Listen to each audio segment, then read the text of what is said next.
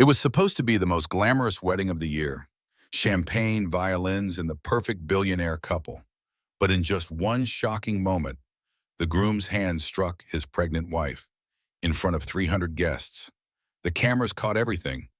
16 silent witnesses that would destroy a dynasty and make his own father disown him forever. What really happened that night? Why did everyone pretend they didn't see? And how did one woman turn from victim to the most powerful voice of truth? Stay with me, because what unfolds next will make your heart race, your blood boil, and your faith in justice come alive. If stories like this move you, hit that like button, drop a comment, and subscribe for more real-life dramas that reveal the truth behind the money, power, and lies. The champagne glass shattered first. Then came his hand across her face. Grace Walsh Ashford stood by the marble fountain at the most expensive wedding Connecticut had ever seen, 7 months pregnant, wearing a $7,000 emerald gown, and felt her husband's palm connect with her cheekbone in front of 300 witnesses. The sound echoed across the manicured gardens. The 12-piece orchestra faltered mid-phrase. A violinist's bow scraped awkwardly across strings. 300 guests in designer gowns and custom suits turned to stare. Time suspended itself. Grace's hand flew to her belly. Inside, baby Charlotte kicked violently, responding to her mother's spiking adrenaline. The baby knew. Somehow she knew something was terribly wrong. This wasn't the first time. God help her, it wasn't even the 10th. But it was the first time Dominic Ashford had hit his wife in public. And that changed everything. Let me take you back. Just 30 minutes earlier, when Grace still believed she could make it through this wedding without incident. When she still thought her carefully constructed life might hold together just a little bit longer.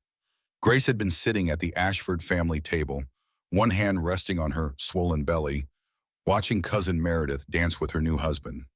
The baby was heavy tonight, pressing on her bladder, making her back ache. She'd been on her feet for 4 hours already. The maternity Spanx under her gown were cutting off circulation. She just wanted to go home. Dominic appeared beside her chair, already drunk. She could see it in his eyes. Those dilated pupils, that tight jaw, the way his hand trembled slightly when he reached for another glass of champagne from a passing waiter. He'd been in the bathroom 15 minutes ago with his Harvard buddies. Grace knew what that meant. Cocaine. Always cocaine lately. He thought she didn't notice. She noticed everything. Grace said quietly, trying to keep her voice light. Dom, can we leave soon? The baby's sitting on my bladder and I'm exhausted. Dominic's hand clenched around his champagne flute. He leaned down, smile plastered on his face for the benefit of nearby guests, and hissed in her ear, "We're not going anywhere. This is my family. You're embarrassing me by sitting down all night like some invalid." "I'm 7 months pregnant," Grace whispered back. "I'm not trying to embarrass you. I just need to rest. I don't care what the baby's doing." His fingers found her wrist under the table, squeezed hard enough to leave marks. "Stand up. Smile. Stop being selfish." Grace had learned over 3 years of marriage that there was no winning these arguments. She stood, ignoring the sharp pain in her lower back, and smiled. Always smile. The Ashford family had standards. That's when Grace saw her. Across the garden, standing near the rose arbor, talking to Patricia Ashford, Dominic's stepmother, a young woman, mid-20s, beautiful, wearing a pale blue dress that didn't quite hide her pregnant belly. About 6 months along, Grace estimated. The woman's eyes found Dominic's across the crowd. Something passed between them. Recognition, intimacy, guilt. Grace's stomach dropped. She recognized the woman from somewhere. Company events, the Ashford Industries holiday party, Dominic's executive assistant, Sienna something. And Sienna was pregnant. The pieces clicked into place with devastating clarity. The late nights at the office, the business trips to Miami, the way Dominic's phone was suddenly password protected. His increased aggression at home, like he was angry at Grace for existing. He was cheating, and he'd gotten his mistress pregnant. Grace didn't think. She just acted. She pulled Dominic away from the crowd, toward the fountain where the music was loud enough to cover their conversation. Her voice shook. "That woman, your assistant, she's pregnant. Is it yours?" Dominic laughed, actually laughed. You're being paranoid. Pregnancy hormones make you crazy, you know that? Don't gaslight me. I saw how you looked at her. His voice dropped, dangerous now, the voice she'd learned to fear. You want to do this here, at my cousin's wedding? You want to cause a scene and embarrass my family? I just want the truth. Dominic grabbed her arm, fingers digging into flesh. The truth? You trapped me with a baby. You gave up your career so I'd feel guilty. You're bleeding me dry, and now you're accusing me of cheating? Grace tried to pull away. You're hurting me. I'm hurting you? His voice rose. Nearby guests started to notice. You've been hurting me for 3 years, making me look weak, making me take care of you. You're nothing without me. A nobody from a trailer park who got lucky when I married you. Dominic, please. That's when he hit her. His hand pulled back and came forward in one fluid motion. Open palm across her face. Hard enough that her head snapped sideways. Hard enough that she stumbled backward, heels catching on cobblestone. The champagne glass she'd been holding shattered on marble. Grace grabbed the fountain's edge to keep from falling. Inside her belly, Charlotte kicked frantically. Once, twice, 3 times. As if trying to tell her mother to run. The orchestra stopped. 300 guests stared. Grace stood there, hand on her burning cheek, and watched Dominic's face transform. The rage vanished. Concern bloomed across his features like a mask sliding into place. Perfect. Practiced. He'd done this before. Honey! Dominic rushed forward, hands reaching for her elbows. Are you okay? You fainted. Let me help you. Grace jerked away from him. I didn't faint.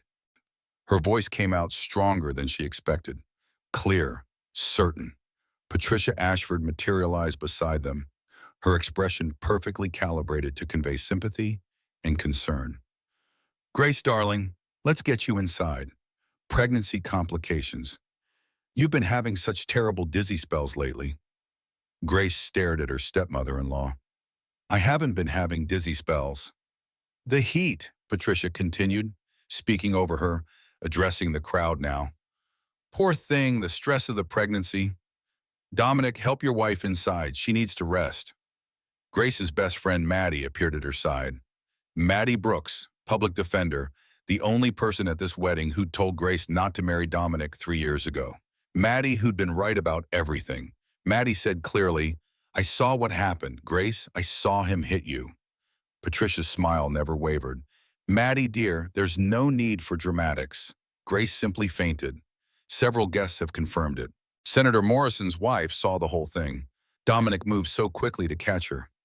Grace looked around at 300 witnesses. Senator Morrison's wife was already nodding sympathetically.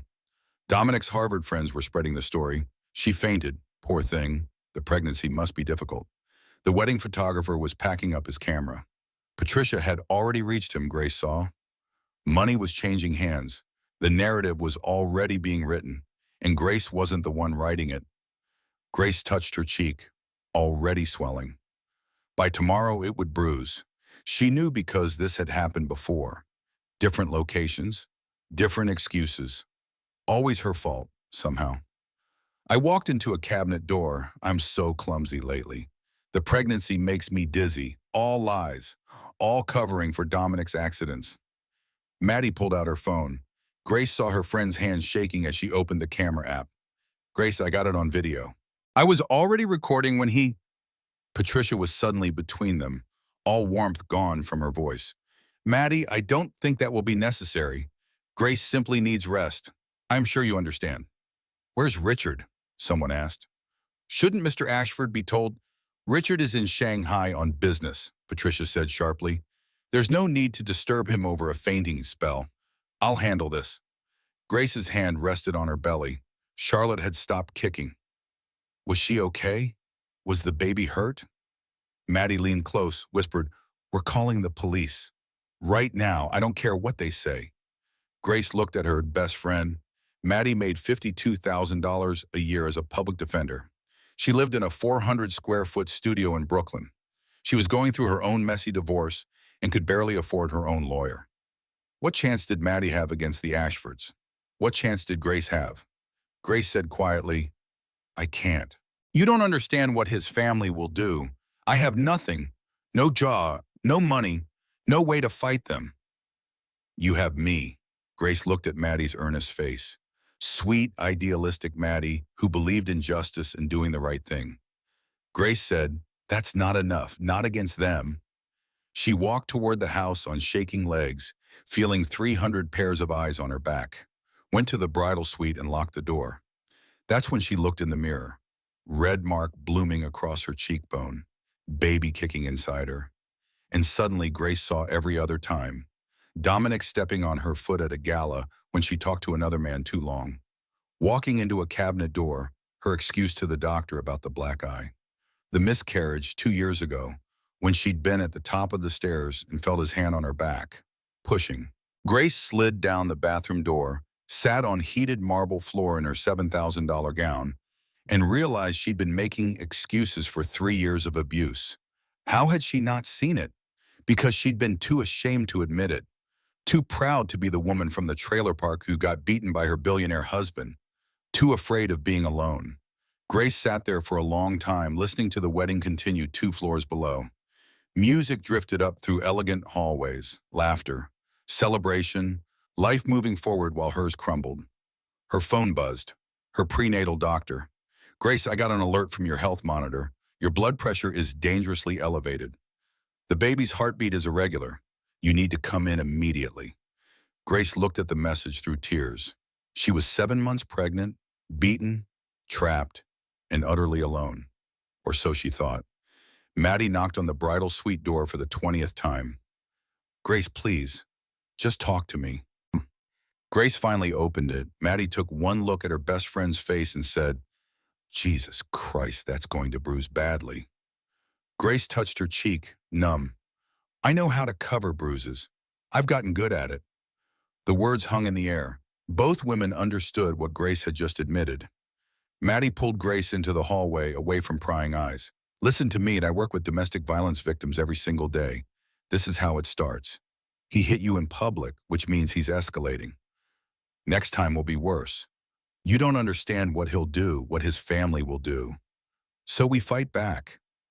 Grace looked at her friend. With what? You're a public defender. I gave up my career when I married him. We're going against billionaires. The truth of it settled between them like a physical weight. Outside the bridal suite, Patricia was already executing damage control. Grace could hear her on the phone. No, I don't care what it costs. I want every photo from tonight. Every single one. 50,000 for the photographer.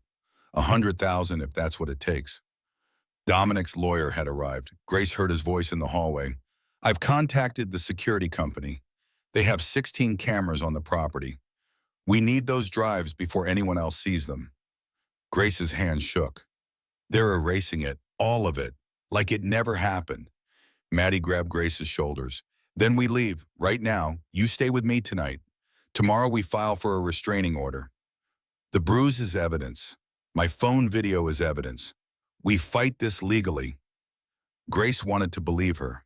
She did. But she'd seen how the Ashfords operated. Money didn't just buy silence. It bought reality itself. They left through the service entrance. Maddie's beat-up Honda was parked near the kitchen. They were halfway to Brooklyn when Grace's phone exploded with messages. Dominic, where are you? Come home. We need to talk. Dominic, I'm sorry, I was drunk, stressed about work. It won't happen again.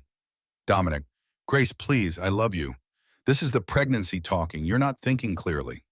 Patricia, Grace, dear, let's not be hasty. Come back and we'll discuss this privately. Unknown number. Mrs. Ashford, this is Jonathan Pierce, attorney for Ashford Industries. We should speak before you make any decisions you'll regret. Grace turned off her phone. They spent the night at Maddie's studio apartment. Grace couldn't sleep. Charlotte kicked constantly, responding to her elevated stress hormones. Grace whispered to her belly, I'm sorry, baby. I'm so sorry. The next morning, a courier arrived. Maddie checked the peephole, cautious. It's a delivery guy, should I? Let's see what they sent. The envelope was from Ashford Industries' legal department. Inside were photocopies. Grace's mother's arrest record, meth possession, 2003, mugshot and everything. Grace's college transcripts. with yellow highlighting on the parts where she'd inflated her GPA on law school applications, her medical records from 2 years ago, depression after the miscarriage, antidepressants, therapy notes that included the phrase patient expressed dark thoughts about self-harm, a note paper clipped to the top. Mrs. Ashford, let's discuss this privately before involving courts. These documents would be unfortunate if made public. Regards, Jonathan Pierce, Esquire. Grace's hand shook so badly she dropped the papers. How did they get my medical records? That's illegal. Maddie picked up the papers, scanning them with a lawyer's eye. Extremely illegal. Which means we can fight this. Grace, this is coercion. Blackmail. We take this straight to— No. Grace's voice was flat. You're not listening. They have everything. My mother's addiction, my lying to get into law school, my mental health records. They'll destroy me. They're bluffing. They're not. This is what they do. This is how they win. Grace's phone rang. Unknown number. She stared at it. Maddie said, "Don't answer." Grace answered anyway, put it on speaker. A man's voice, deep, careful. "Mrs. Ashford, my name is Marcus Webb. I'm head of security at the Ashford estate. I need to meet with you. Today. I have something you need to see." Grace's throat tightened. "Are you calling to threaten me too?" "No, ma'am, I'm calling to help you. I have security footage from last night. All 16 angles. I made copies before Mr. Dominic's lawyers could suppress them." Grace and Maddie stared at each other. "Why would you help me?" Grace asked. Long pause. "Because I have 3 daughters, and because 8 years ago my oldest daughter was murdered by her husband. He beat her to death in their kitchen while I was working a shift I couldn't miss. I wasn't there to protect her. Maybe I can help protect you." They met at a diner in Stamford. Marcus Webb was 45, built like a linebacker with sad eyes and calloused hands. He slid a tablet across the table. "This is everything from last night." Grace watched the footage, 16 different angles of Dominic hitting her. Crystal clear, high definition, no ambiguity, just violence. She could barely breathe. Marcus said quietly, "But there's more. I've been head of security at the Ashford properties for 8 years. Corporate headquarters, the estate, the penthouse in Manhattan. I've seen things I shouldn't have ignored." He showed them 3 years of footage. Dominic hitting Grace in their penthouse, throwing a vase that shattered against the wall inches from her head, screaming at her while she cowered, pushing her down the stairs 2 years ago, the miscarriage that everyone thought was natural. Dominic using cocaine in his office at Ashford Industries. Dominic with Sienna Barrett in hotel rooms, parking garages, his private office after hours. Grace watched herself being abused for 3 years and felt something inside her break completely. "You've been watching this," her voice came out strangled. "For 3 years? Why didn't you stop it?" Marcus looked away. "I tried. Twice I went to Richard Ashford directly, showed him footage of Dominic hurting you. Both times Richard gave me $25,000 and told me Dominic was working on his anger issues in therapy, told me to delete the footage and keep quiet. You took the money. I have a family to feed. I'm ashamed of that, more than you'll ever know." Maddie leaned forward, lawyer mode activated. "Some of this footage is from inside their private residence. That's illegal surveillance without consent. It won't be admissible in court." Marcus nodded. "I know. If we use it, I'll probably go to prison. But the wedding footage is clean. Public event, visible cameras, fully legal. That alone is enough to prove assault." Grace stared at the paused image on the tablet, Dominic's hand frozen mid-swing, her face about to absorb the impact. Undeniable truth. She said slowly, "So we have evidence, real evidence. We can actually win this." Maddie was already pulling out paperwork. "We filed today. Emergency restraining order, divorce petition, emergency custody hearing. The wedding footage is solid gold. Grace, we can do this." They filed at the county courthouse at 2 in the afternoon. By 6 that evening, a judge had reviewed the wedding footage and granted an emergency restraining order. Dominic Ashford was legally prohibited from coming within 500 feet of his pregnant wife. Grace stood on the courthouse steps, holding the signed order, and felt something she hadn't felt in 3 years. Hope. "I did it," she whispered. I actually did it. I'm free. Maddie hugged her. You're going to be okay. We're going to get you custody, a fair settlement, everything you deserve. Grace let herself believe it. Just for a moment, she let herself think maybe the system worked. Maybe truth mattered more than money. Maybe she'd won. She had no idea that the real war hadn't even started yet. That night, Grace stayed at Maddie's apartment again. She was finally falling asleep, exhausted when the doorbell rang. Maddie checked the peephole. Grace, it's a woman, pregnant. She looks upset. Grace opened the door. Sienna Barrett stood there, 6 months pregnant, mascara running down her face. Grace Walsh? Sienna's voice shook. I'm Sienna Barrett. I work for Dominic. I need to talk to you. Grace stared at her husband's pregnant mistress. You've got to be kidding me. Sienna Barrett stood in Maddie's doorway, visibly pregnant, crying, Please, just 5 minutes. I'm not here to hurt you. I'm here to help. Every instinct told Grace to slam the door. This woman had slept with her husband, was carrying his child. But something in Sienna's eyes stopped her. Fear. Real fear. Grace stepped aside. 5 minutes. They sat in Maddie's tiny living room. 3 women, 2 of them pregnant with the same man's babies. The absurdity wasn't lost on Grace. Sienna spoke first. I didn't know. I swear to God, I didn't know he was hitting you. Grace's voice came out cold. But you knew he was married. He told me your marriage was over, that you had an arrangement, that you knew about me and were fine with it. He said you only stayed together for appearances and money. And you believed him. Sienna's hands clenched. I'm 28 years old. I grew up in foster care in Detroit. Group homes until I was 18. Put myself through community college working 3 jobs. When Dominic Ashford, Harvard MBA, heir to a billion-dollar empire, told me he loved me, yeah, I believed him. I'm an idiot. Maddie's voice was gentle. You're not an idiot. You're a victim of the same man. Sienna looked at Grace directly. He hit me too, last month. I told him I was pregnant and wanted him to tell his father. He grabbed me by the throat and told me if I ever mentioned it again, he'd make sure I disappeared. She pulled out her phone, showed them a photo, bruises around her neck in the shape of fingers. I went to the hospital. I have records, and I've been documenting everything for 3 years. Texts, emails, recordings of our conversations.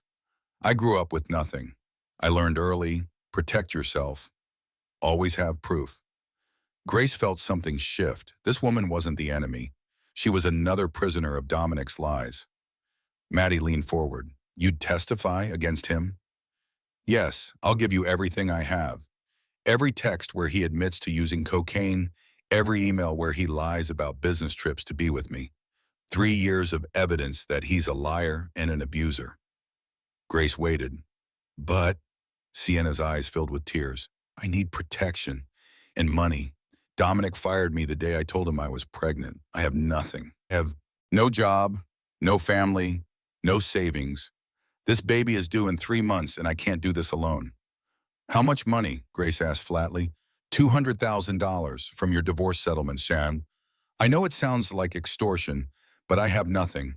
You're going to get millions from him. I'm asking for enough to raise his child. Grace felt something dark curl in her stomach. You want me to pay you to testify against the man who beat both of us.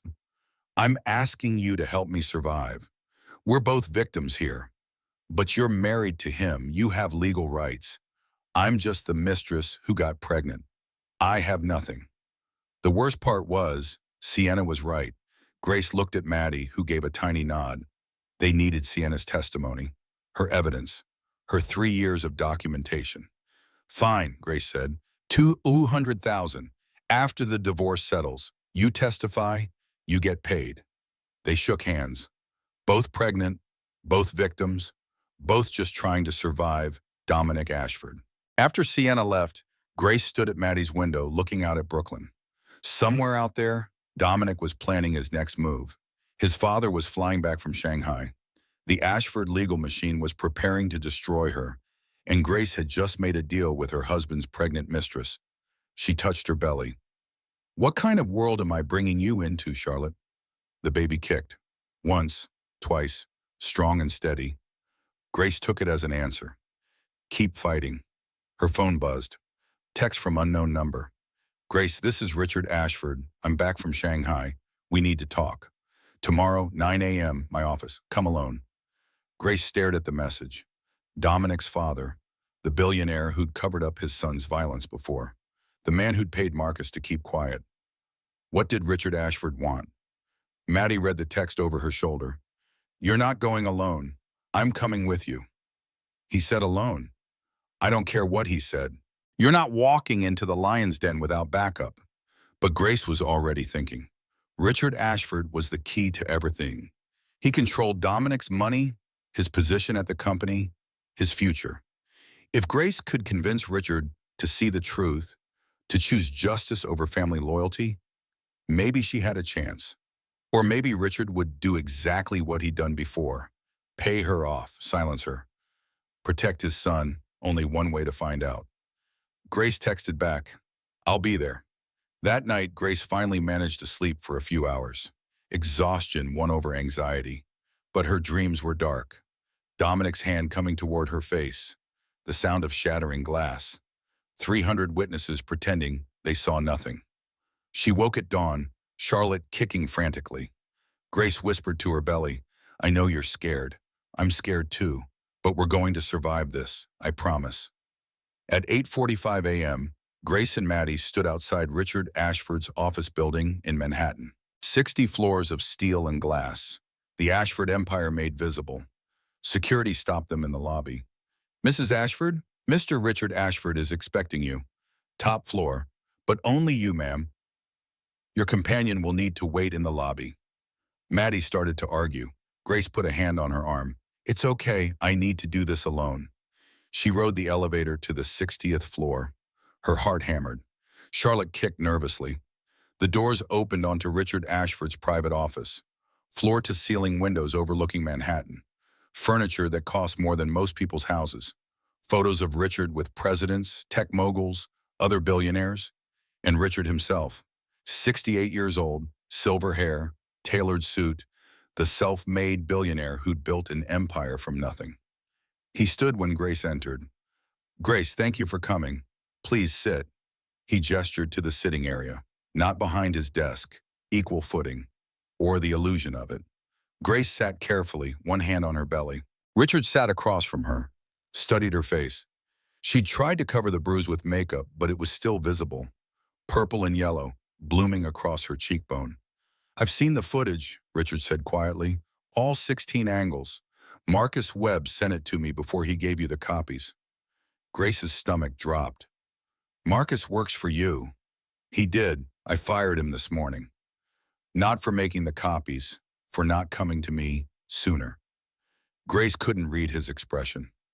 So you know what your son did. I've known for years. Richard's voice was flat. This isn't the first time Dominic has hurt you. Marcus showed me footage 2 years ago, after you lost the baby. I paid him to keep quiet. The words hit Grace like a physical blow. You knew he pushed me down the stairs and you covered it up. I told myself it was an accident, that Dominic was stressed about work, that marriage counseling would fix it. I gave him money for therapy, made him promise to get help. And then he hit me at a wedding in front of 300 people. Richard's jaw tightened. Yes. Grace waited for him to say he was sorry, that he'd failed to protect her, that he was going to help her now. Instead, Richard said, why did you provoke him? At the wedding, you confronted him about Sienna in public. You know Dominic has a temper. Why push him? Grace felt something inside her turn to ice. Are you seriously asking me why I provoked my husband into beating me? I'm asking why you couldn't wait until you were home, private. Why make a scene at a family wedding? I didn't make a scene. He did, when he hit me. Richard leaned back. Grace, I'm going to be direct with you. Dominic has problems, anger issues, substance abuse. I've paid off 3 women before you. Women he hurt in college, in business school. I thought marriage would stabilize him. I was wrong. Grace's voice shook. You've been covering up his violence for over a decade. I've been protecting my son and my company. Do you know what would happen to Ashford Industries if this became public? Stock prices would collapse. Investors would flee. Thousands of jobs lost. All because Dominic can't control his temper. So you want me to stay quiet? Is that what this meeting is about? Richard pulled out a folder, slid it across the table. I'm prepared to offer you $5 million, cash, immediately. You sign a non-disclosure agreement. You drop the restraining order and divorce petition. You give me full custody of Charlotte when she's born. You disappear. Grace stared at the folder like it was a snake. You want to buy my daughter? I want to protect her from a messy custody battle that will destroy both families. $5 million, Grace. More money than you'd see in 10 lifetimes. You could start over somewhere. Have a comfortable life. All you have to do is walk away. Grace thought about it. $5 million. She could disappear. Go back to Kentucky. Raise Charlotte away from all this. Never see Dominic again. All she had to do was give up her baby. She said slowly, and if I refuse, Richard's expression hardened. Then you'll get nothing. I own half the judges in this state. The restraining order will be overturned. The wedding footage will be ruled inadmissible. You'll be painted as a mentally unstable gold digger who trapped my son with a pregnancy. Your medical records from 2 years ago will be leaked. Dark thoughts about self-harm, Grace. The court will find you unfit. You'd do that? You'd destroy me to protect him? I'd do that to protect my company, my legacy, the Ashford name.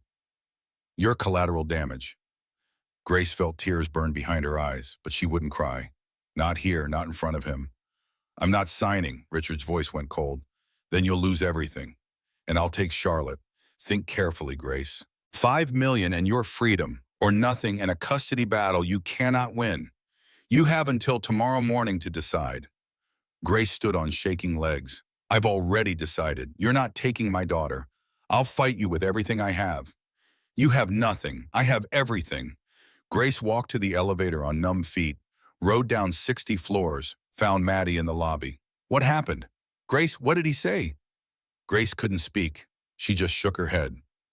They got back to Brooklyn before Grace could form words. He offered me $5 million to disappear and give up Charlotte. When I refused, he said he'd take her anyway.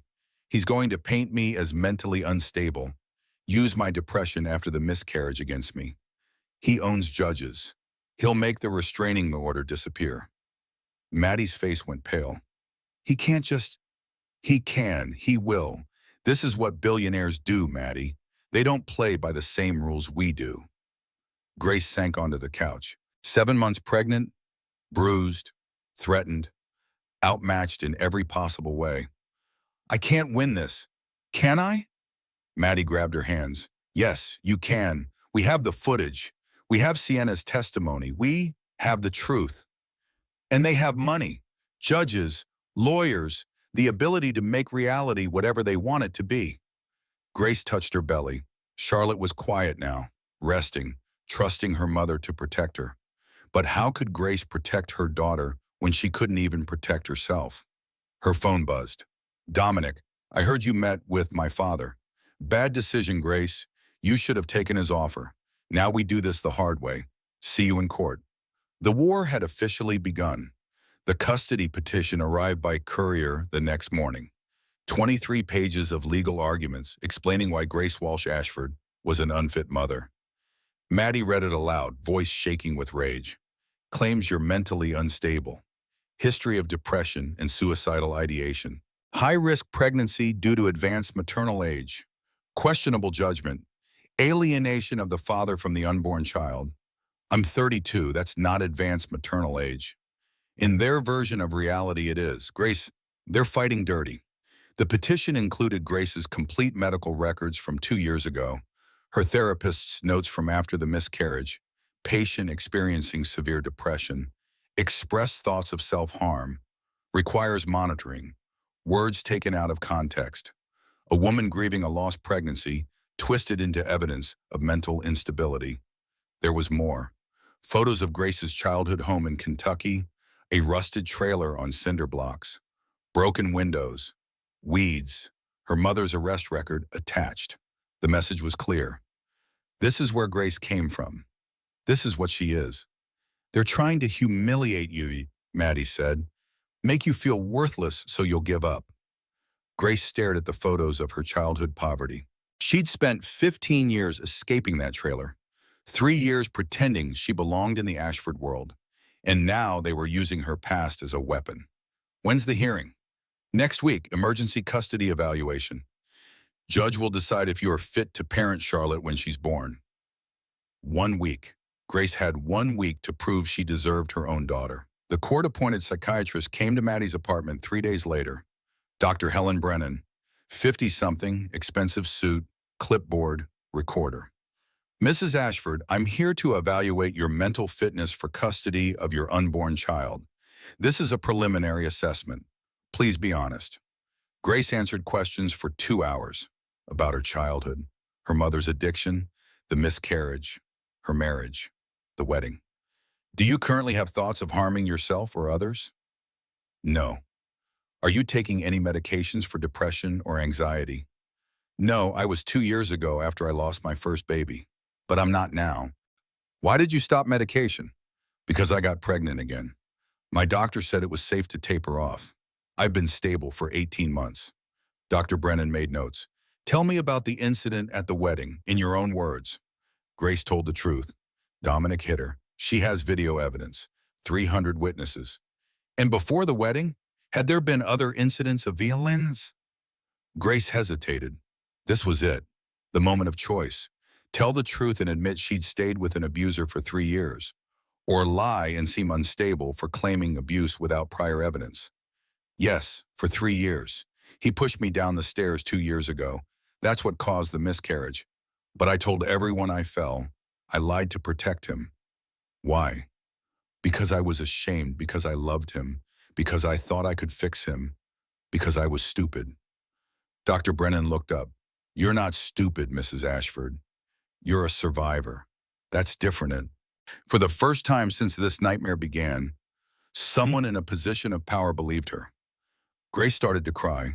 After the evaluation, Maddie got the call. The preliminary report is positive. Dr. Brennan found you mentally fit and emotionally stable. This is good news. But the next day, Dominic's lawyers filed a motion to disqualify Dr. Brennan, claimed she was biased, demanded a second opinion from a doctor of their choosing. The judge granted it. The second psychiatrist came 5 days later. Dr. James Mitchell, 50s, smug expression, clearly already paid off. His questions were designed to trap her. Mrs. Ashford, is it true you lied on your law school applications about your GPA? That was 13 years ago. I was desperate to get out of poverty. It was wrong, but it's not relevant to, it speaks to your character. A pattern of deception. Would you say you're comfortable lying when it benefits you? No, I'm not comfortable lying. That's why I've spent 3 years covering up for my husband's abuse and hating myself for it. Your husband claims you're experiencing pregnancy psychosis, imagining threats that don't exist. Does that seem possible to you? He hit me on camera, 16 different angles. That's not psychosis, that's evidence. Dr. Mitchell made notes. Defensive, hostile, possibly delusional. Grace's hands clenched. I'm not delusional. I'm being gaslit by a system designed to protect rich men. After he left, Grace knew. The report would be damning. Dr. Mitchell would find her unstable. The Ashfords would use it to take Charlotte. She was right. The report came back 3 days later. Patient presence with paranoid ideation, persecution complex, possible dissociative episodes related to trauma. Recommends supervised custody only, pending further evaluation. Maddie threw the report across the room. This is bullshit. He didn't even evaluate you properly. 30-minute interview and he's declaring you mentally unfit? He's declaring whatever Richard Ashford paid him to declare. The custody hearing was set for the following week, but before that, Dominic went on national television. Grace watched from Maddie's apartment. Dominic on CNN, sitting next to Patricia. Both of them perfectly groomed, perfectly sympathetic. The interviewer asked, Mr. Ashford, your wife has filed for divorce and obtained a restraining order claiming you assaulted her. What's your response? Dominic's eyes filled with tears, actual tears. I love my wife. I love our unborn daughter. This has been blown completely out of proportion. Grace is experiencing severe pregnancy complications, hormonal imbalances. Our doctors are concerned about her mental state. There's video footage of you striking her at your cousin's wedding. That footage shows me trying to catch Grace when she fainted. She's been having dizzy spells throughout the pregnancy. Several witnesses confirm she collapsed. I reached out to steady her, and she pulled away, lost her balance. It was terrifying. The lies flowed smoothly. Practiced. Perfect. Patricia leaned in. Grace has been under tremendous stress. We've tried to get her help, psychiatric care, but she's refused. We're worried about the baby, about what might happen if Grace isn't stable when Charlotte is born. Are you seeking custody? We're seeking to protect our grandchild. If Grace gets help, gets stable, of course we want her to be part of Charlotte's life. But right now we're concerned. The interviewer turned to the camera. The Ashford family has provided medical records showing Grace Walsh Ashford was treated for depression and suicidal ideation 2 years ago. They claim she's experiencing a mental health crisis. Grace's medical records filled the screen. Her most private pain, broadcast nationally. Maddie turned off the television. Don't read the comments. Don't look at social media. They're doing this to break you. But Grace looked anyway. Twitter was 50-50. Half the comments supported her. Ash, believe women, had justice for Grace. Half destroyed her. Gold digger, liar, mentally ill, trying to trap a good man with a baby. Her trailer park childhood photos were everywhere, side by side with photos of Ashford mansions. The message clear. She didn't belong in that world. She was an outsider, a pretender. Grace read comment after comment until the words blurred. She's obviously lying. Rich men don't beat women. They can have anyone they want. I bet she fell and now she's trying to get money from him. Classic gold digger move. If she was really abused, why did she stay for 3 years? Real victims leave immediately. That last one cut deepest because Grace had asked herself the same question 1,000 times. Why did she stay? Fear, shame, love, hope that he'd change, financial dependence. All of it true, all of it complicated. But the world wanted simple stories. Innocent victims and guilty villains. Women who left at the first sign of trouble. Not women who stayed for 3 years making excuses. Maddie's phone rang, her supervisor at the public defender's office. Grace could hear both sides of the conversation. Maddie, we need to talk about the Ashford case. The optics are not great. Our office can't afford to be associated with this kind of media circus. I'm representing a domestic violence victim. That's literally what we do. She's married to a billionaire. She has resources. This isn't a typical case for us. So because her abuser is rich, she doesn't deserve legal help? I'm not saying that. I'm saying maybe you should step back. Let her hire private counsel. This is affecting our reputation. Maddie's voice went cold. Are you telling me to drop her? I'm suggesting it might be in everyone's best interest. Maddie looked at Grace. Grace shook her head. Don't sacrifice your career for me. Maddie said into the phone, I'm not dropping her. She's my friend and she's right. Fire me if you want. She hung up. Grace whispered, you shouldn't have done that. Yes, I should have. Some things matter more than a job.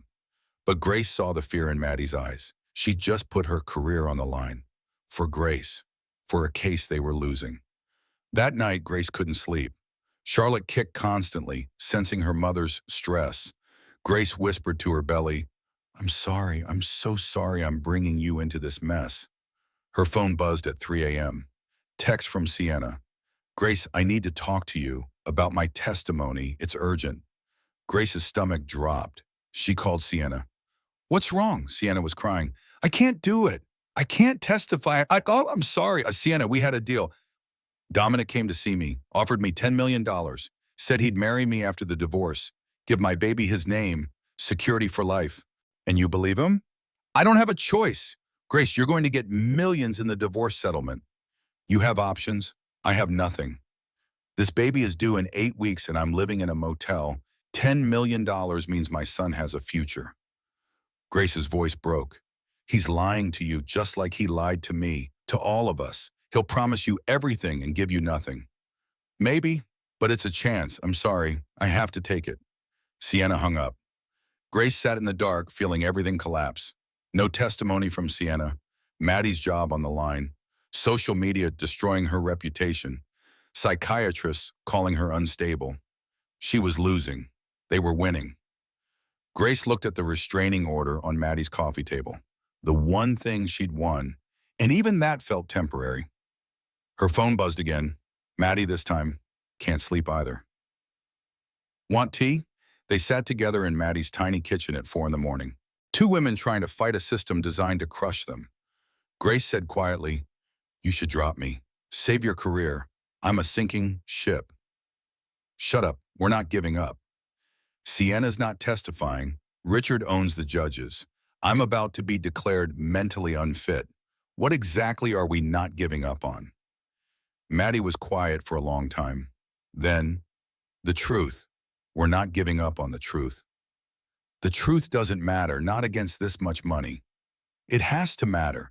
If it doesn't, what are we even fighting for?" Grace wanted to believe her, but belief required hope, and hope was running out. The custody hearing was in 4 days. Grace was 7.5 months pregnant, exhausted and facing the very real possibility of losing Charlotte before she was even born. She closed her eyes and thought about giving up, about taking Richard's offer, 5 million and disappear. Let them have Charlotte. At least she'd be raised with money and security. But then Charlotte kicked, strong, determined, like she was telling her mother to keep fighting. Grace put her hand on her belly. "Okay, baby. We keep fighting. I don't know how, but we keep fighting." Somewhere across the city, in a penthouse worth $30 million, Dominic Ashford slept soundly. Because men like him always did. The custody hearing began at 9 a.m. on a Tuesday. Grace sat at the defendant's table, 7.5 months pregnant, facing a courtroom full of Ashford lawyers. Dominic sat with his legal team, 6 attorneys in custom suits. Jonathan Pierce, the lead, had defended Fortune 500 executives accused of securities fraud, insider trading, and worse. He'd never lost a case. Grace had Maddie, one public defender in a suit from Target, working pro bono because her office had officially dropped the case. The odds were not in their favor.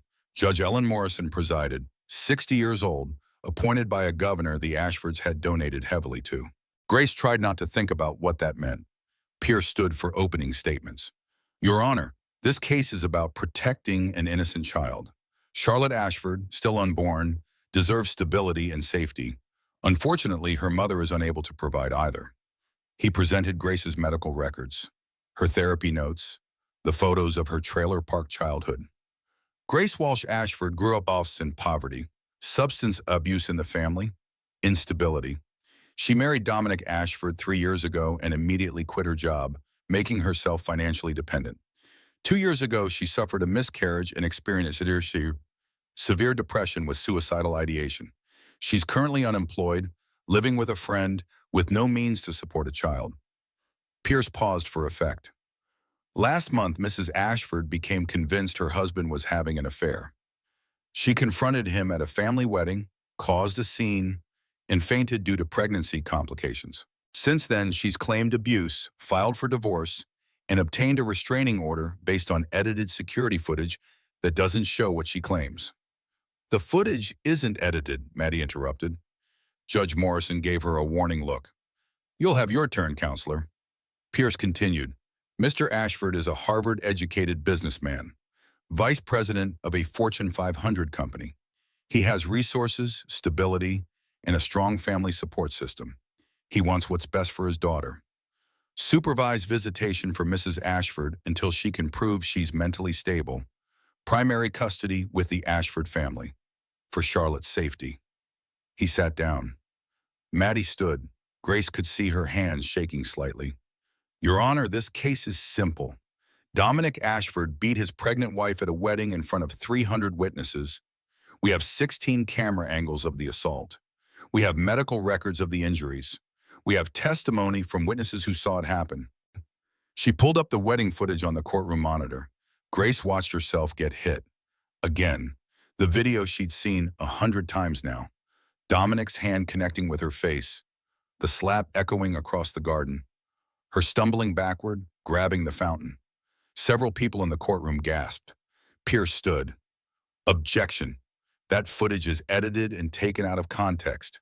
It shows Mr. Ashford reaching for his wife when she fainted. Not assault. Maddie's voice rose.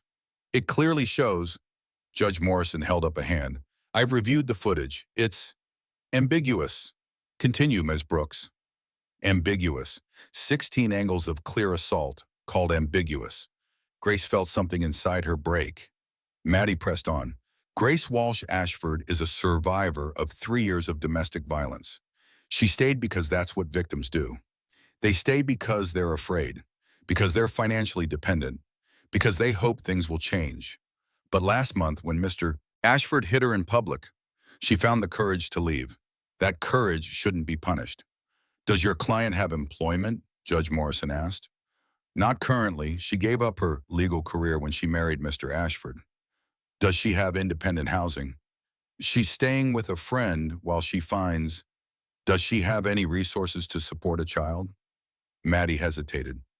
Not at this time, but then how does she plan to provide for Charlotte?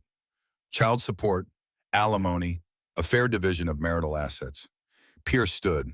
Your Honor, there is no marital property to divide. Mrs. Ashford signed a prenuptial agreement 3 years ago. In the event of divorce, she receives her personal assets plus $1 million. No spousal support, no claim to Ashford Industries stock or property. Grace's stomach dropped. She'd forgotten about the prenup. She'd signed it without reading it carefully, trusting Dominic when he said it was standard. $1 million. Not nothing. But not enough to fight the Ashford legal machine. Not enough to raise Charlotte independently. Judge Morrison looked at Grace. Mrs. Ashford, do you have anything to say? Grace stood slowly, her voice shook. He hit me. I have proof. Why doesn't that matter? It matters, but the court must also consider the child's best interests. Stability, resources, a safe environment. I can provide a safe environment, safer than a father who beat her mother while she was in the womb. Can you? You're unemployed, homeless. No support system beyond one friend. Mr. Ashford can provide nannies, private schools, medical care, everything a child needs. Everything except safety from violence. Judge Morrison's expression softened slightly. Mrs. Ashford, I believe you suffered harm in your marriage. I do. But this hearing is about custody of your unborn child, and I have to consider what's best for her. Grace knew where this was going. The judge continued. I'm ordering a full psychiatric evaluation of both parents, court-appointed, neutral doctor. Until that's complete, I'm granting temporary joint custody with the following conditions. Charlotte will reside primarily with the Ashford family upon birth. Mrs. Ashford will have supervised visitation rights, 3 times per week, 2 hours each visit. Maddie stood. Your Honor, you're taking custody of an unborn child from her mother based on the mother's inability to provide for that child's needs. My ruling stands. We'll reconvene in 6 weeks for the evaluation results. The gavel came down. Grace couldn't breathe. They'd just taken her baby. Charlotte wasn't even born yet, and they'd already taken her. Maddie grabbed her arm. We're appealing. This is insane. A mother losing custody before the baby's even... I can't afford to appeal. The prenup. Did you know about that? Maddie's face fell.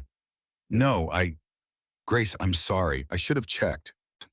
They left the courthouse through a back exit, avoiding reporters. Grace saw the headlines anyway, trending on Twitter. Billionaire wins custody battle against gold-digging wife. Judge rules Ashford heir safer with father's family mentally ill. Woman loses baby in divorce case. Grace read them all. Every vicious comment, every accusation, every person who believed she was lying. Back at Maddie's apartment, Grace sat on the couch and stared at nothing. I lost her. Charlotte's not even born, and I already lost her. Maddie paced. The evaluation could change things. We get a fair psychiatrist. They'll see you're stable. The last psychiatrist was paid off. Why would this one be different? Because we'll fight it. Grace's phone rang. Unknown number. She didn't care anymore. Answered. A woman's voice. Mrs. Ashford, this is Margaret Sullivan. I'm an attorney specializing in complex divorce and custody cases. I'd like to represent you. Grace laughed bitterly. I can't afford you. I have a prenup that gives me $1 million. That won't cover a week of your fees. I know, I've reviewed your case, and I'm willing to work pro bono. Why? Because 20 years ago, I was you, married to a wealthy man who beat me, lost custody of my daughter in court because I couldn't afford lawyers as good as his, spent 5 years fighting to get her back. I won eventually, but those 5 years destroyed us both. I became a lawyer to stop it from happening to other women. Grace felt something stir. Hope, maybe. What can you do that we haven't done? I can fight dirty. The Ashfords are playing by different rules. So will we, but I need to know you're committed. This is going to get ugly. Uglier than it already is. Can you handle that? Grace looked at her belly. Charlotte kicked. Yes, I can handle it. Good. I'll be at your location in 1 hour. We have a lot of work to do. Margaret Sullivan arrived at Maddie's apartment 60 minutes later. 50-something, designer suit, carrying a briefcase that probably cost more than Maddie's car. She sat down, pulled out files, and got to work. First, the prenup. I've read it. There's a clause that voids the agreement if either party commits adultery or domestic violence. We have evidence of both. Maddie leaned forward. So the prenup is invalid? Not automatically. We have to prove it, which means we need Sienna Barrett to testify about the affair, and we need the wedding footage ruled admissible as evidence of assault. Sienna took Dominic's money. She's not testifying. Margaret smiled. She took a promise of money, not actual money. Dominic can't pay her until after the divorce is finalized. And if the prenup is voided, he'll have significantly less to pay her with. We make Sienna see that her best chance at real money is testifying for us. Grace shook her head. She won't listen. She's made her choice. Then we change the game. How much do you trust Marcus Webb? The security guy? I don't know. Wait. Because he has 3 years of footage showing Dominic's abuse, Sienna's affair, cocaine use, everything. Most of it is inadmissible because it's illegal surveillance. But there's a way to make it admissible. Maddie frowned. How? Marcus comes forward as a whistleblower, claims he discovered evidence of criminal activity while performing his lawful duties as head of security. Cocaine possession and distribution is a felony. The footage of that becomes admissible. And once that footage is in evidence, the rest of it becomes relevant context. That could send Marcus to prison, Grace said. Yes, it could. That's why I need to know if he's willing to risk it. Grace thought about Marcus, the man who'd tried twice to help her, who'd been paid off by Richard Ashford, who'd lost his daughter to domestic violence and lived with that guilt. I'll ask him.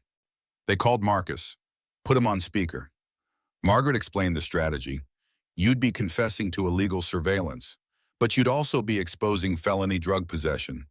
The district attorney might give you immunity in exchange for your testimony. Marcus was quiet for a long time. If I do this, I lose everything. My reputation. I might go to prison. You might, yes. And if I don't, then Dominic Ashford gets away with 3 years of documented abuse. Grace loses custody of her daughter. And you live with knowing you could have stopped it. More silence. Then, my daughter died because I wasn't brave enough to help her leave her abuser. I can be brave enough now. I'll do it. Grace closed her eyes. Marcus, you don't have to. Yes, I do. For my daughter. For yours. I'll do it. They had a plan. Margaret would approach the district attorney about immunity for Marcus in exchange for testimony about Dominic's cocaine use. The footage would become evidence. The prenup would be challenged. Sienna would be pressured to testify. It was risky, complicated, a long shot.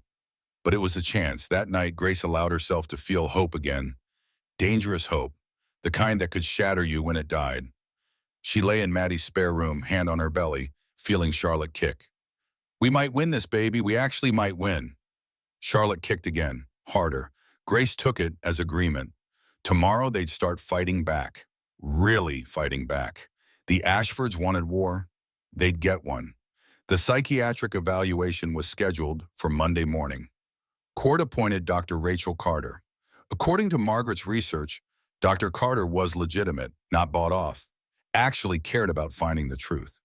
Grace showed up at the medical building at 9 a.m. sharp, answered 3 hours of questions about her childhood, her marriage, the miscarriage, the wedding, everything.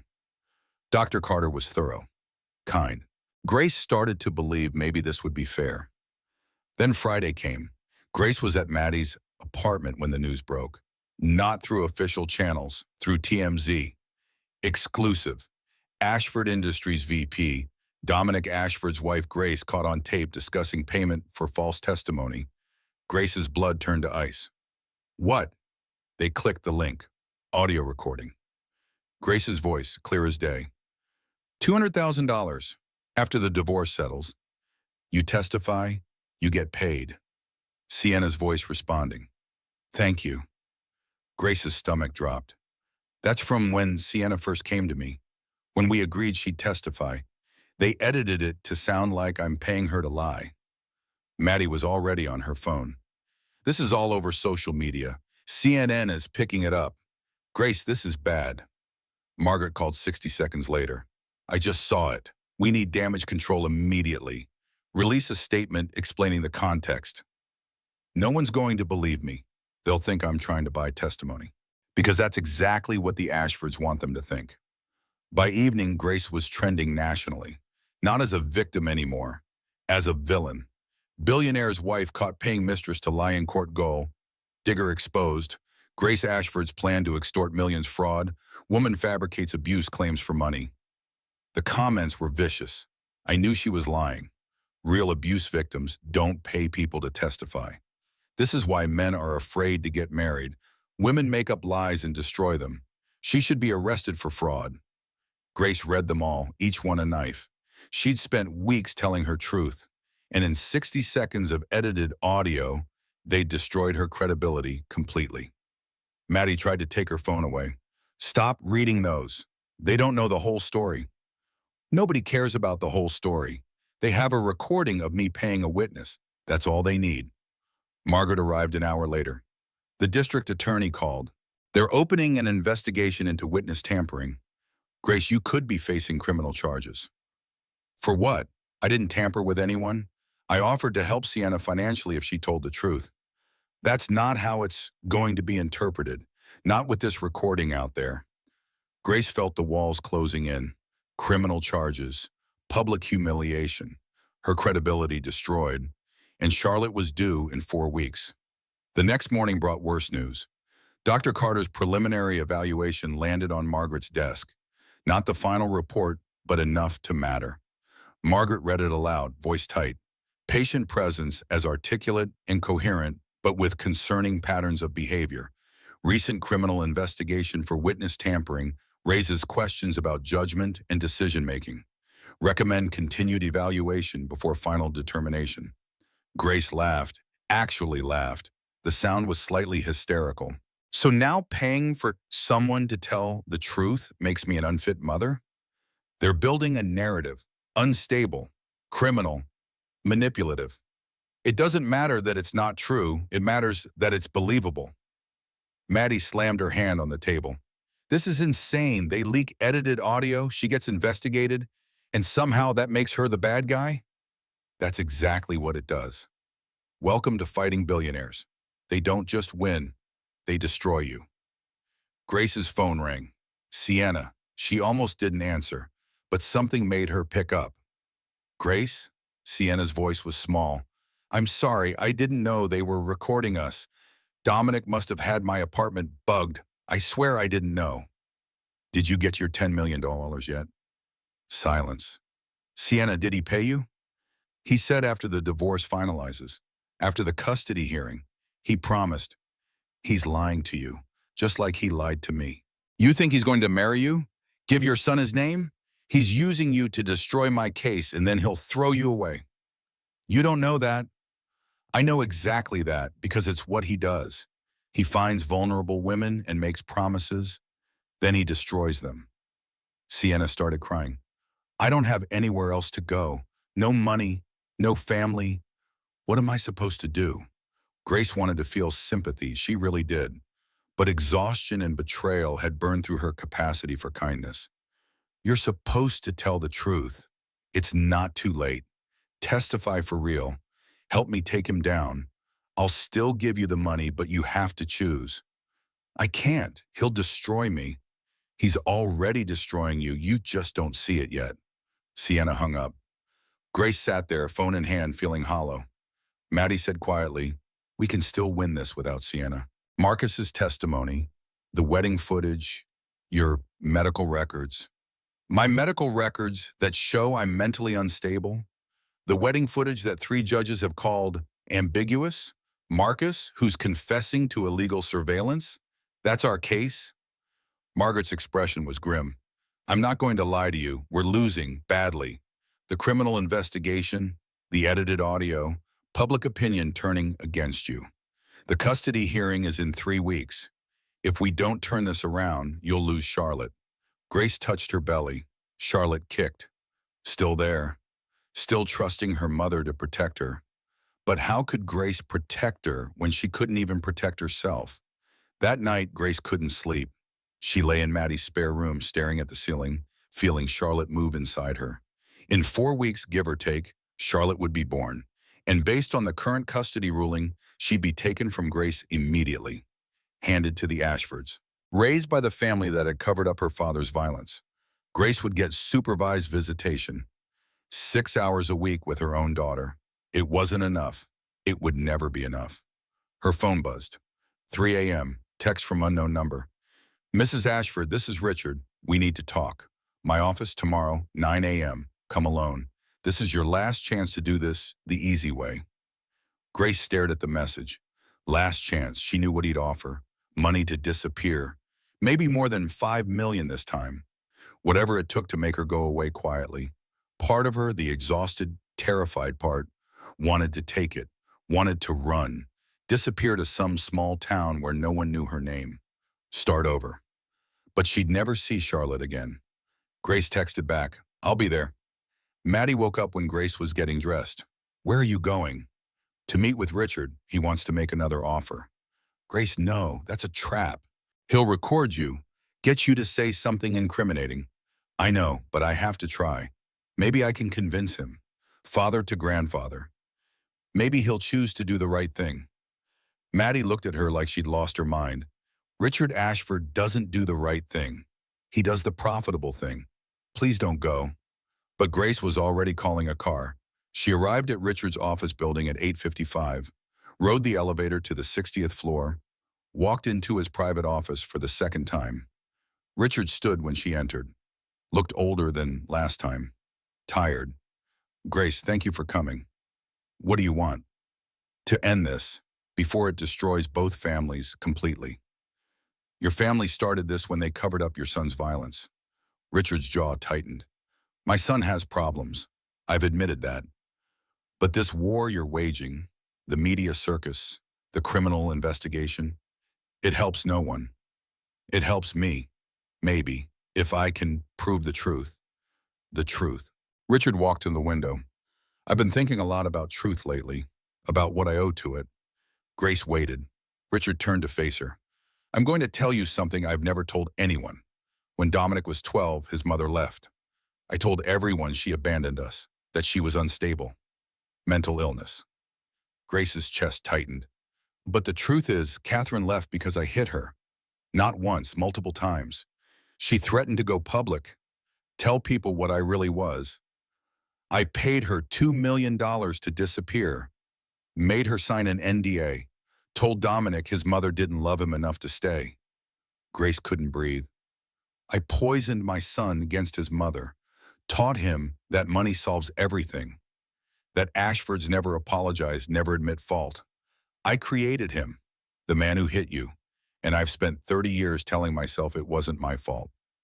Why are you telling me this? Because I'm 70 years old. My company is worth $8 billion.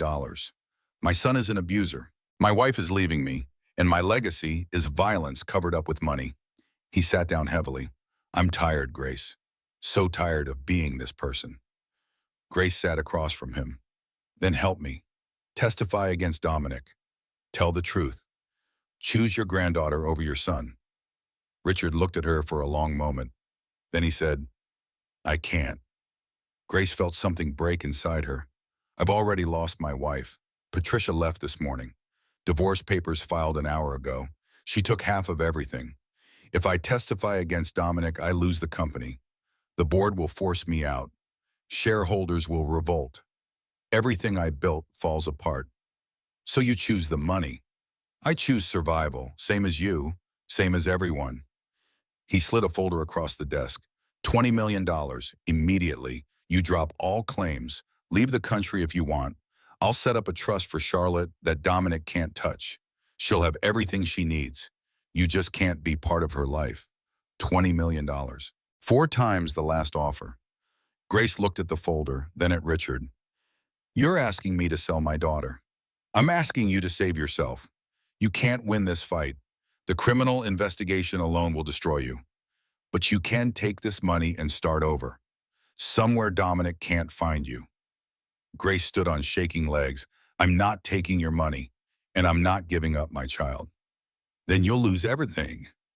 Grace walked to the door, stopped, turned back. You know what's sad? You almost did the right thing. Almost chose truth over money. But you couldn't quite get there, and that's your real legacy, not your billions, your cowardice. She left, rode the elevator down 60 floors with tears streaming down her face. She'd gone to Richard, hoping for an ally, found another enemy instead. Grace made it back to Maddie's apartment and collapsed on the couch. What happened? Grace told her everything. Richard's confession about Catherine. The $20 million offer. His refusal to help. Maddie was quiet for a long time. Then, we're going to lose, aren't we? Grace touched her belly. Charlotte kicked. Probably, yes. They sat there in Maddie's tiny apartment, 2 women trying to fight an empire with nothing but the truth. And the truth wasn't enough. Grace's phone buzzed. Margaret, the DA formally charged you with witness tampering. Arraignment is Monday. Grace, I'm sorry, this is falling apart. Grace read the message 3 times. Criminal charges, public humiliation, custody battle she was losing. Charlotte would be born in 3 weeks, and Grace would lose her immediately.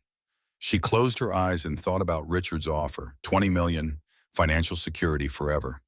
All she had to do was walk away from her daughter. For the first time, Grace actually considered it. Maybe Charlotte would be better off without her, with the Ashford money and resources. Private schools, the best of everything. Maybe Grace fighting this hard was selfish. Maybe the brave thing was letting go. Charlotte kicked. Hard, like she was saying, don't you dare give up. Grace put her hand on her belly. I won't, I promise. I don't know how we win this, but I won't give up. Somewhere in Manhattan, Richard Ashford sat in his empty penthouse and wondered if he'd made the right choice. Somewhere in a luxury hotel, Dominic Ashford celebrated another victory. And somewhere in the dark, truth waited. Patient, inevitable.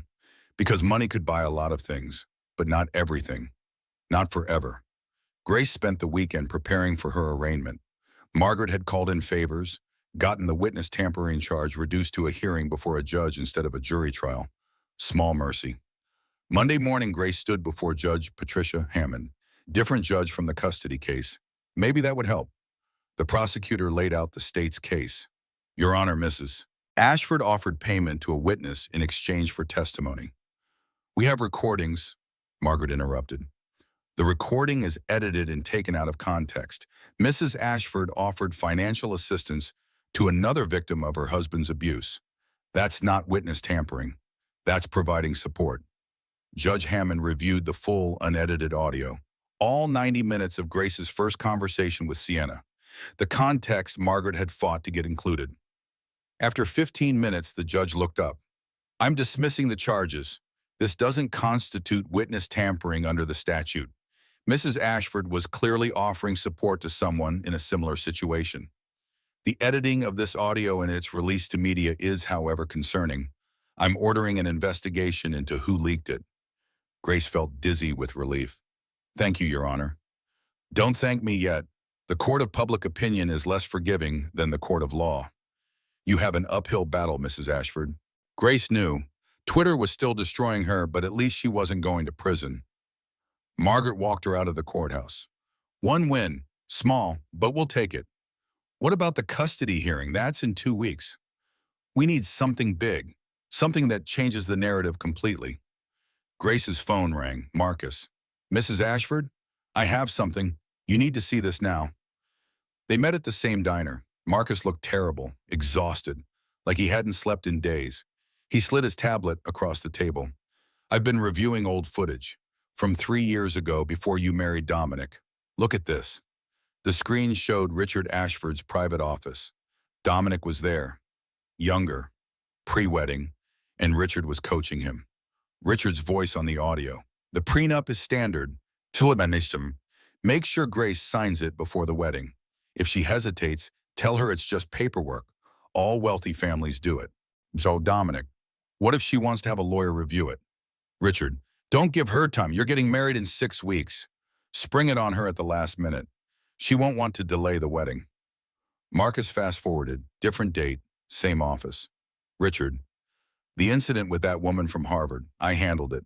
$50,000 in an NDA. But Dominic, you need to be more careful. This is the third time. Dominic, she was threatening to go to the press. Richard, I don't care what she was threatening. You can't keep hitting women and expecting me to clean it up. When you're married, you'll have to control yourself better. Dominic, Grace is different. She won't cause problems. Richard, make sure she doesn't. Marcus stopped the video. There's hours of this. Richard knew everything, covered everything up, helped Dominic trap you with that prenup. Grace couldn't breathe. This proves Richard's been complicit for years. It proves more than that. Look at the dates. This footage is from before your wedding, which means the prenup was signed under duress.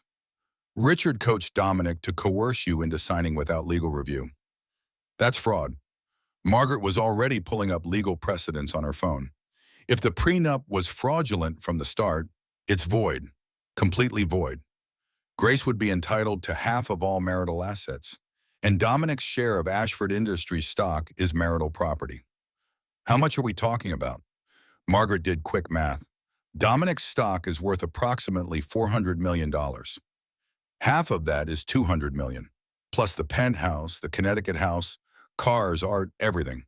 You're looking at close to $300 million in a fair division. Grace's head spun. $300 million, more money than she could comprehend. But we need this footage admissible in court. Marcus, you recorded this illegally. Marcus nodded. I know, but there's something else. Look at this section. He showed footage of Richard and Dominic discussing cocaine suppliers, names, prices, distribution methods for Dominic's personal use. This is evidence of felony drug trafficking. If I turn this over to the DA as a whistleblower, they might grant me immunity, and the footage becomes admissible. You'd be confessing to years of illegal surveillance. I know, but I've thought about it. My daughter died because I wasn't brave enough to help her. I can be brave enough now. Grace looked at this man, willing to sacrifice everything to help her. Marcus, I can't ask you to. You're not asking. I'm offering. Let me do this. For my daughter. For yours. Margaret made calls. By evening, she had a deal with the district attorney. Marcus would turn over all footage, testify about what he'd witnessed. In exchange, immunity from prosecution for the surveillance charges. He'd still lose his career, his reputation, but he wouldn't go to prison.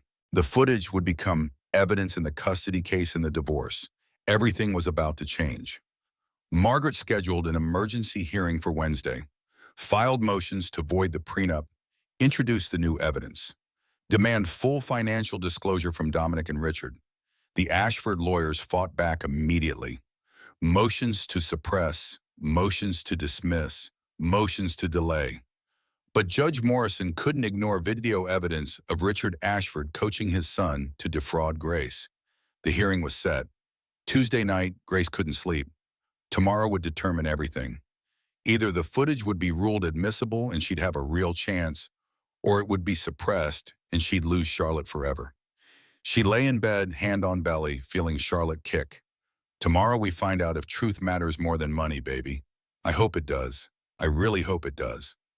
Wednesday morning arrived too fast. The courtroom was packed. Reporters, Ashford lawyers, Margaret and her team. Maddie, Marcus. Grace sat at the plaintiff's table, 8 months pregnant now, exhausted and terrified.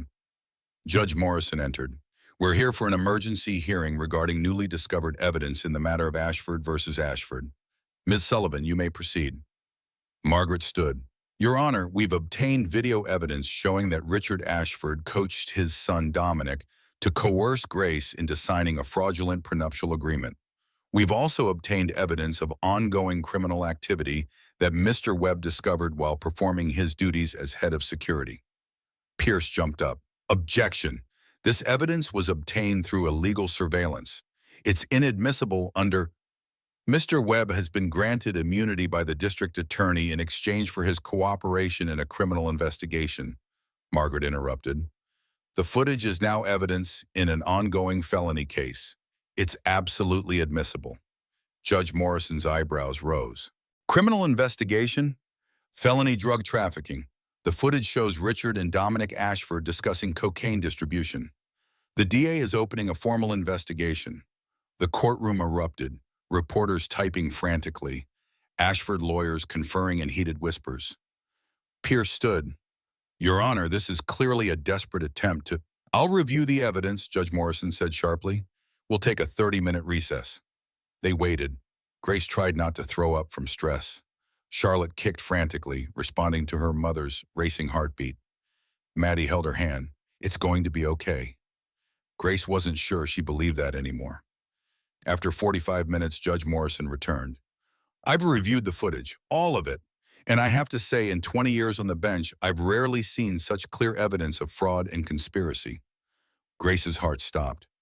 The prenuptial agreement is void. The evidence shows clear coercion and fraud in its execution. Ashford is entitled to full division of marital assets. Pierce stood.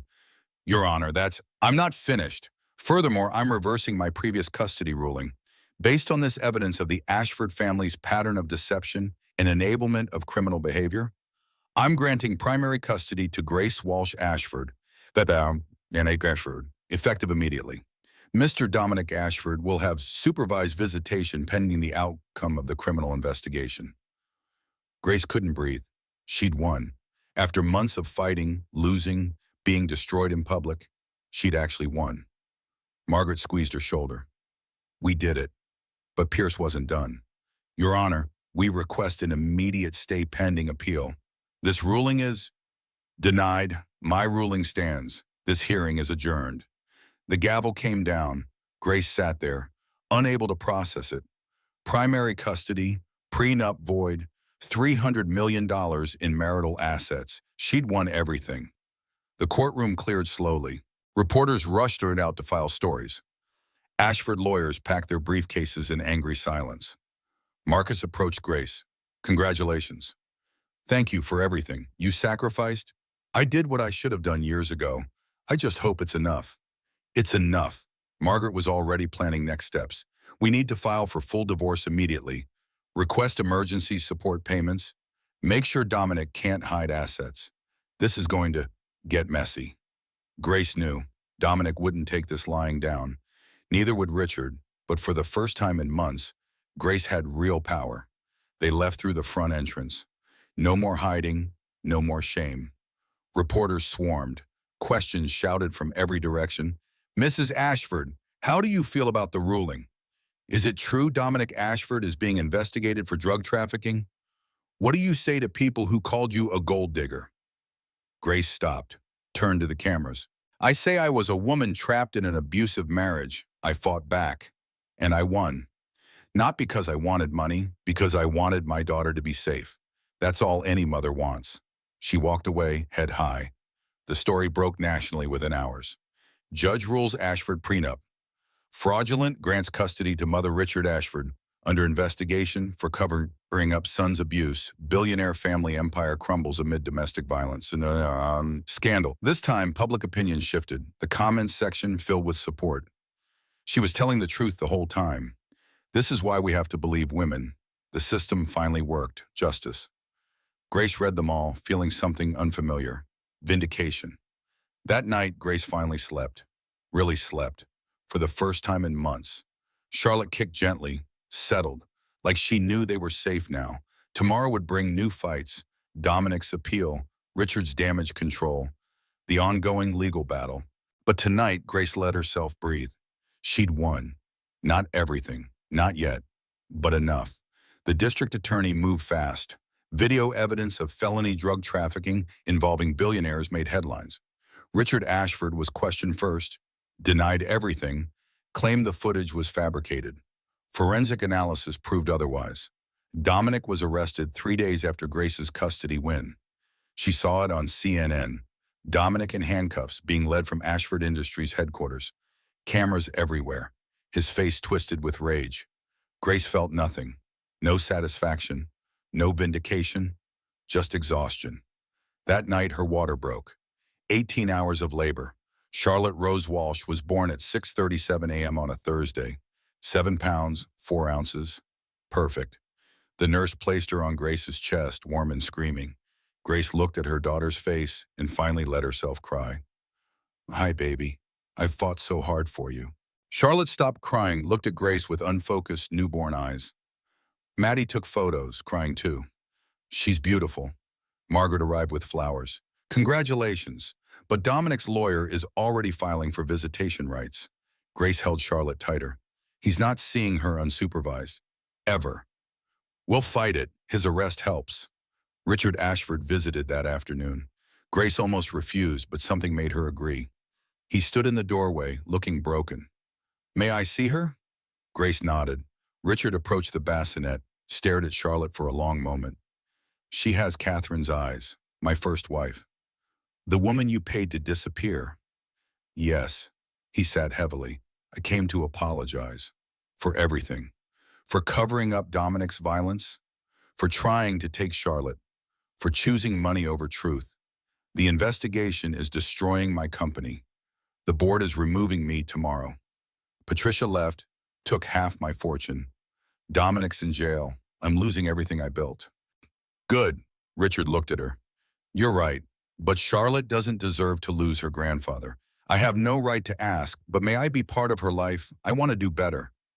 Grace studied him. I don't trust you, but Charlotte deserves to know her family. You can see her, supervised.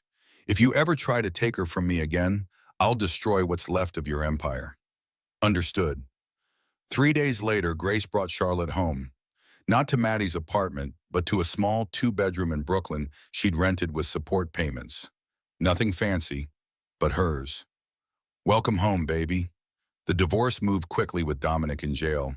He pled guilty to cocaine possession for reduced sentencing. 18 months. Lost his position at Ashford Industries. Lost his trust fund. Grace got primary custody, full support, and $230 million in the settlement. The day it finalized, Grace sat holding Charlotte and breathed, really breathed. It was over. Margaret called. How are you feeling? Free. For the first time in 4 years, I feel free. Grace opened her laptop and started researching how to start a foundation, how to help other women escape. She had money now, resources, power, time to use it for something good. Sienna reached out via email. Grace, I'm sorry for everything. Dominic promised me the world and gave me nothing. I'm raising my son alone. If you're willing, I'd like to apologize properly. Grace stared at the email. Part of her wanted to delete it, but she remembered that Sienna was another victim. She wrote back, come Saturday at 2. Sienna arrived with her 6-month-old son. Dark hair, Dominic's eyes, 2 single mothers with 2 babies. Both survivors. I'm sorry, Sienna said. I was desperate and stupid. I don't expect forgiveness. Grace looked at Charlotte, then at Sienna's son, half-siblings, innocent. I don't forgive you yet, but I understand, and our kids are family, so we figure this out. For them. Sienna's eyes filled with tears. Thank you. When Sienna left, Grace felt closure settling in. She was building a new life, not defined by Dominic or the fight, defined by her choices. Marcus called. Got a job with a security firm in Boston. Fresh start. No regrets. Thank you, Marcus, for everything. Thank you for letting me help. My daughter would be proud. The Charlotte Foundation launched 3 months after the divorce. Legal assistance, safe housing, job training, everything Grace had needed. She hired Maddie as legal director. Margaret consulted pro bono. Marcus handled security. By Charlotte's first birthday, they'd helped 43 women escape. 43 women who were free. Grace thought about them every day, her sisters in survival. 1 year after the wedding where Dominic hit her, Grace gave her first public speech at a fundraiser. 1 year ago, I was fighting for my daughter's life. Today, I'm standing here free. If you're in an abusive relationship right now, there is a way out. The Charlotte Foundation exists to help you. Free legal services, safe housing, whatever you need, you don't have to stay. The audience stood and applauded. After the speech, a young woman approached, 20-something, bruises on her arms. I'm Emma. I'm married to a man who hurts me. I don't know how to leave. Grace took her hands. Yes, you do. You just need help. Come with me. She introduced Emma to Maddie, to the foundation's resources, started the process of getting her out. One woman at a time. That's how you change the world. That night, Grace received an email from Dominic. He was getting out in 6 months. Claimed he'd changed. Wanted to be part of Charlotte's life. Grace read it twice, then wrote back one word. No. She'd given him 3 years of chances, not anymore. Charlotte would grow up knowing women don't accept violence. Don't make excuses. Don't stay. That was the real victory. Grace looked at photos of Charlotte learning to walk. Charlotte laughing. Safe. Happy. 1 year ago, Grace thought she'd lost everything. Today, she had everything that mattered. 5 years later, Charlotte started kindergarten. Grace watched her daughter run to join other kids, fearless and confident. That's what safety looked like. The Charlotte Foundation had grown to 5 locations, helping over 1,000 women. Grace ran it full-time. Maddie was legal director. Margaret consulted. Marcus handled security. Even Sienna worked there now as a counselor, her son in Charlotte's class. Richard sold Ashford Industries, donated $4 billion to domestic violence prevention. He saw Charlotte monthly, proving himself trustworthy over time. Dominic was released from prison, disappeared to Europe. Grace refused all contact. Grace dated David, a pediatrician, for 3 years. When he proposed, she said yes. Small wedding, 20 guests. Charlotte as flower girl. She gave a TED Talk that went viral. I fought a billionaire family and won. Not because I was stronger, but because I refused to accept that money was more powerful than truth. Grace received letters weekly from survivors. She answered every one. 1 year, Charlotte asked about her father. Grace told the truth. He made bad choices. He's not part of our lives. Did he hurt you? Yes. I'm sorry, Mommy. It's not your fault, baby. Grace had built a life defined by her choices, not her trauma. That was the real victory.